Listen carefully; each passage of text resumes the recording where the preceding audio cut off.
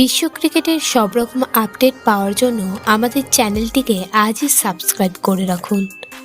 177 run তাড়া করতে নেমে বেঙ্গালুরুর হয়ে ভালো শুরু করেন কোহলি। দ্বিতীয় বলে তার ক্যাচ পড়ে যায়। কোহলির ব্যাটে লেগে বলটি উড়ে যায় জনি বিয়াস্টোর দিকে। ইংরেজ ক্রিকেটার নড়তে দেরি করায় বল তার হাতে লেগে 4 হয়ে যায়। আর সুযোগ দেননি কোহলি। সেই ওভারে আরও 3টি 4 মারেন।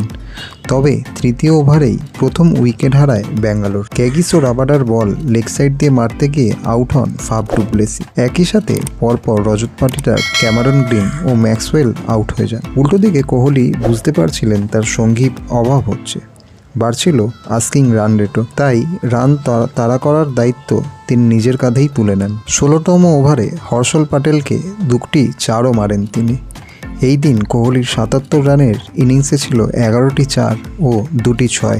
অবশেষে বিরাট কোহলি আউট হওয়ার পর দীনেশ কার্তিক ও মহিপাল লোমরোডের জুটি আরসিবিকে আরামসে জিতিয়ে দেয় এই ম্যাচটি।